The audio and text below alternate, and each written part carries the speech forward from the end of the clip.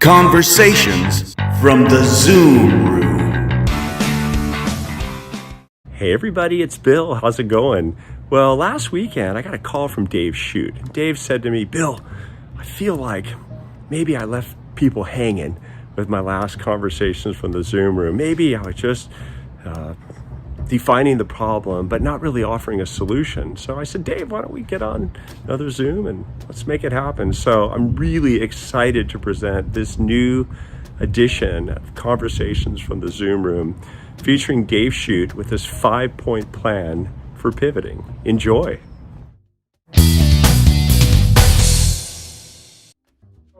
We had an interesting discussion yesterday. You called, we did. And you were talking about some new sort of planning methodology that you've come up with that sounded super intriguing. So tell us more. Well, after we talked, I felt, I'm not sure what the right word is. It's not helpful to have someone like myself explain problems. I guess it's useful because you're at least aware of an issue, but it's like, so now what do I do, right? Yeah, Thank you. I now have the coronavirus. Now what do I do, right? And I realized what you really need is to like, well, okay, how do I constructively get my way from survival to thriving, right? Mm-hmm. From survive to thrive. Yeah. And because of a couple of my not-for-profits and because of Thinoptics, and really having gone through the same issue, you get hit by this massive, 80% drop in sales, yeah. And it's like it's an existentialist crisis. Yeah. In all cases, you have to really think through, okay, well, can I survive, right? How do I think about this? Yeah. But then it's like, okay, I got to do more than just that, because what I really need to do is get to the thrive part, right? So the good news is this is going to end. There's going to be a vaccine. There's going to be antivirals. Demand is going to come back. I'm not sure if it's a V or a longer L. It's probably a little bit longer, but it's going to come back. So what you really want to do is like, let me hunker down. I'm in my sailboat. The big old typhoon is coming. I'm hunkering down. It's going to sweep over me, and then I'm going to come out, and then start rigging the sails and get better. So, from a business perspective, what does that mean, right? So, I realized I'd been in a board meeting on Saturday, and I kind of laid out what we had done in one of the not-for-profits, and you realize it's really. It's a process, and that process can be adapted to an ECP, right? So the first one is when this happens and it's such an amazing, 90% drop in sales, huge, right? You just got to survive. And that's just, cash is king. Get as much cash as you can, hang on to the cash as best you can, eliminate unnecessary expenses, furlough, whatever, just, conserve your cash. And then, figure out how long can you exist with what you have and what you can borrow and what you can get, right? So but that's just a phase. All that does is just make sure you live to fight another day. Step two is you have to start, okay, now you stabilize your business, which is, okay, the worst is over, the storm has passed, there's some broken stuff on the ship. My sales are not down 80, but maybe they're down 30 or 40. My expenses are higher than they really than I can afford, given the sales I'm facing on a daily basis. How do I sustain myself long enough to get to when the sun's going to come out, right? And so that's a little bit less of the survival mentality, and a little bit more of like, okay, if my sales are lower on a daily basis, how do I get my operating expenses in line with the daily sales? How do I communicate differently? How do I manage my protocols? How do I manage my waiting room? How do I get PPE? How do I do distance for fractions? Whatever, just so I can live long enough to just have some breathing room. Yeah. So, stabilizing is sort of key. And I think as ECPs are starting up. Now the next phase is going to be stabilizing and making sure that they can live on a lower sales per day basis than they're used to. The third one, and it's a pivot from defensive to offensive, and a pivot from hunker down survive to innovation, is really lay the foundations for growth. That's where you start getting innovative. Like, okay, if people are going to start doing more stuff online, can I do telehealth? Can I do consultations? Can I do, remote refraction? Can I do online sales of contact lenses? Can I do more email in communication? Can I do online dispensing and selection of frames? So instead of having to just clean 60 frames, I can clean 5. So I pick 5 that I want to see at home, and then there they are, right? So the lay the foundations for growth bit is really just sort of innovating and testing and learning and reading a lot about what are people doing and what are the best practices. And if half of my demand or a third of my demand went away and it's not coming back or I can't supply it, how do I grow it in another area? Sure. New products, new customers, whatever. And that's to me the exciting piece, and that's the hope piece, because we don't want to just survive, we want to thrive, right? So that laying the foundation for growth is absolutely key. The fourth piece is you're going to test a bunch of stuff, and like in all these businesses, you don't know what's going to work. Like you think, I'll say for myself, there are times I think, oh man, that's just a great idea, that's definitely going to work. Doesn't. Yeah. Something else, I don't know, I'll give it a try. Incredibly successful in my for-profit stuff and my not-for-profit stuff. There've been these massive pivots away from one thing over here, the way we used to do business, to the new thing over here, because people are doing more stuff online or whatever.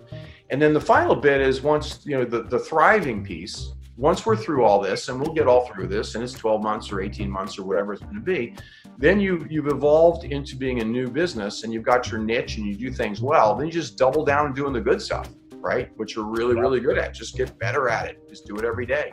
But I think thinking about taking the business through the 5 phases to get away from survive, which is very fight or flight survival mode, to stabilizing, to laying foundation, to scaling, to ultimately getting back to a much better world, and that's where hope is. That's a process. Yeah. Add on to what Bill said, I think what you described was a great process, continuous improvement, right?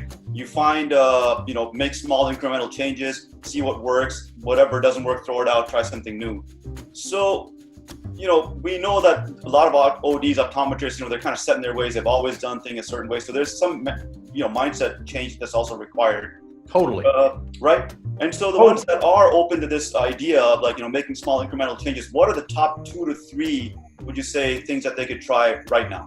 I think each phase has different skill sets involved, right? Like survival is, you just got to make decisions. They may not be perfect, but you just got to borrow a bunch of PPP money, furlough a bunch of staff until you figure out what's going on, try to send product back and stretch, your payables as best you can. Then you start peeling back the onion, which is, okay, how do I minimize my cash burn? Or how do I raise my sales? How do I lower my operating expenses? How do I maximize my cash on hand to get through, this mess? Sure. And first you got to understand you got a problem. Yeah. And is it is it a sales problem, a cost problem, a unit problem, an average selling price problem, whatever? Once you understand that, so then what are the root causes? And I think having, and you guys know this, having empathy for the customer, don't look at yourself as, me, I went to optometry school, I went to business school, what does my patient see when they walk in the door? What does my consumer see when they want to buy something? How hard is this, right? How do I make it easier, less friction? And that's the redefining who you are. And it requires a very open mind and a very candid assessment of the business, and then some creativity and some boldness to pivot to it. And then you try it, because not everything's going to work. And then when it works, you go do the heck out of it. So I love everything you said there, Dave. The only thing I would like to add is, you've got a 5-point plan. I think there's one more point. The 6th point is, even when you have pivoted, you can't stop there either. Yes. Right? Because the next thing is going to come that you haven't anticipated. And after that, the next thing is going to come. So it's always a game of, just challenging yourself and pivoting all the time. Yeah, I totally agree. Yeah, and I think I'm going to steal the 6th point and do it. But yeah, you're totally right. It's a race, right? Everybody's racing to try to offer the consumer a better deal. Yeah. And if they're running faster than you, you're falling behind, even if you're moving. So which point are you on right now with your businesses? It depends on the business and the not-for-profit, but definitely through Survive, definitely through Stabilize, kind of in parallel, but then following like, okay, let's now start going into entirely new areas. Yeah. With entirely new programs, selling different products, and then to see if it works, and then what do I do with that? So Okay. name one recipe that you have attempted and or mastered during this lockdown. Cheerios. Very good. It took a lockdown for you to master Cheerios. No, the level of incompetence I have exhibited in the kitchen is almost epic.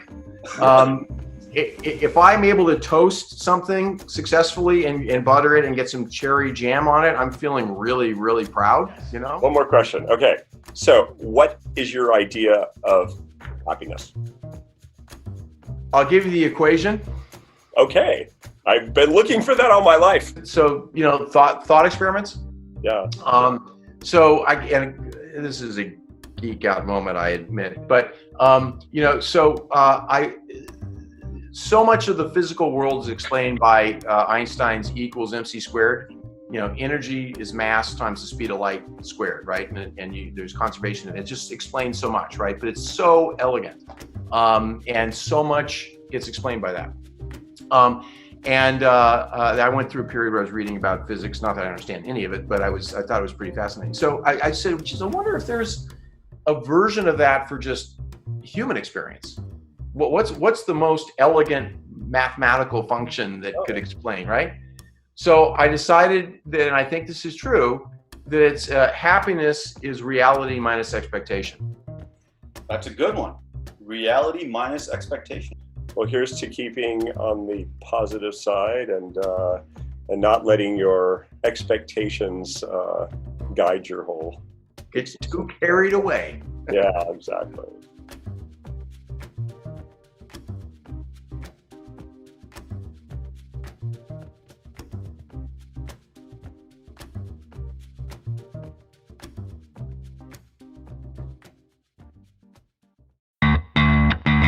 Conversations from the Zoom Room.